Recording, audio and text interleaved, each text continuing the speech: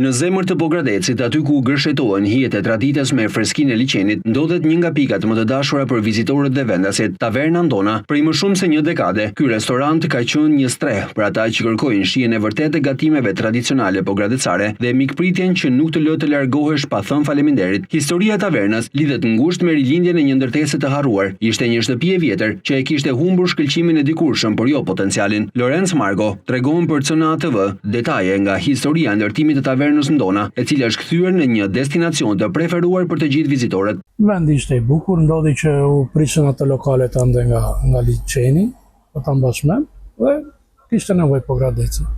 Ne menduam, kjo ishte një shtëpi e vjetër e prishur. Avash e rregulluar me vend dhe kthehemi në restorant. Deri sot kemi 10 vjet që punojmë. Ne jemi në rregull, falenderojmë Zotin. Njerëzit vinë, kënaqen, na respektojnë, vinë. Atë faleminderit. Çdo cepi këtij vendi flet për kujdes, histori dhe trashëgimi, nga mobilet e vjetra që janë pjesë e familjes shqiptare tek objekte tradicionale që të kthejmë pas në kohë. Gjithçka këtu të jep ndjesinë e ngrohtësisë së shtëpisë, nuk është vetëm një restorant, është një përvojë kulturore. Domethënë gjëja kryesore që ekziston këtu është vetëm çdo gjë është origjinale.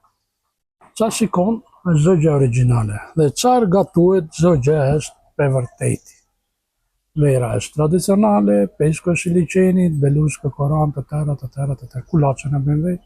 Ne bëjmë tava tradicionale që janë verë në Pogradec me sheku, si të themi.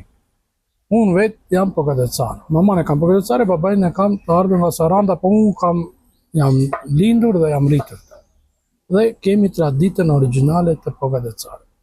Tavën e Koranit me qep. Që kemi janë më të veçantë. Në menun e përditshme, nuk mungojnë pjatat emblem të qytetit, sidomos tava e Koranit me qep, një recetë që ruan shijen dhe respektin për përbërësit e natyrshëm. Preferohet shumë. Tuajt nuk e kanë idenë, ne ja u rekomandojmë dhe kur ata e provojnë, ata e thajnë e bëjnë aq që pëlqejnë, domethënë. E kanë diçka, një shije të veçantë që mund të bëhet edhe në vendet e tjera, por ne kemi një veçanti që e bëjmë.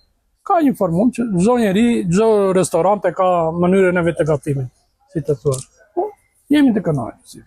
Tavolina pasurohet me lakror të pjekur në saç dhe kulaç në çrep, gatim që rralli shen në restorante sot. Gjatë dimrit menuja pasurohet me gatime si tava me bishtaviçi, një pjatë që kërkon përbërës të rrallë, e ruajtur për mysafir të veçantë. Bëjmë lakror në saç.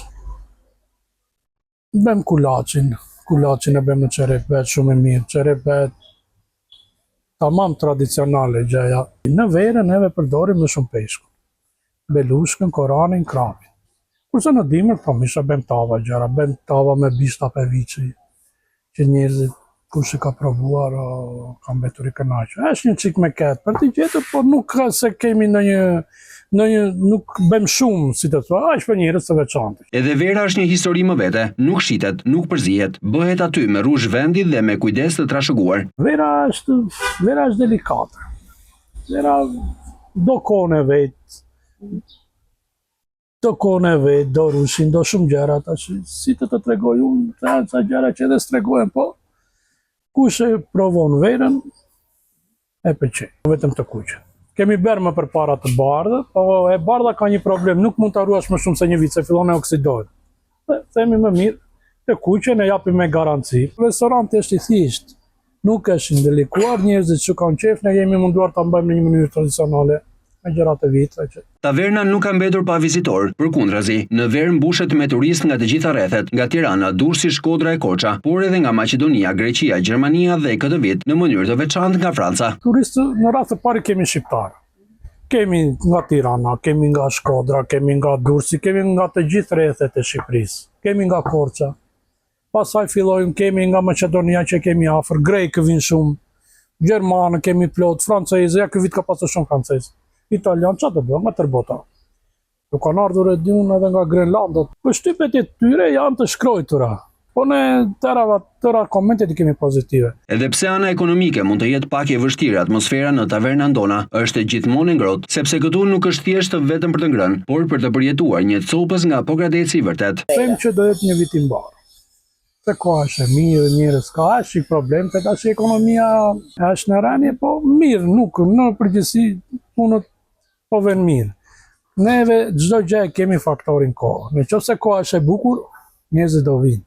Në një kohë kur gjithçka duket se ndryshon me shpejtësi, taverna Ndona mbetet një kujtesë e qetë se traditat nuk kanë nevojë për risi, por për përkujdesje, dashuri dhe përkushtim. Në çdo godver, në çdo luktave, apo në aromën e kulaçit që del nga saçi, ruhet një copë e shpirtit pogradhecar, dhe ky shpirt, fal njerëzve si Lorenz Marko, vazhdon të jetojë, jo vetëm në tryezat e kësaj taverne, por në kujtimet e çdo vizitori që largohet me zemrën plot.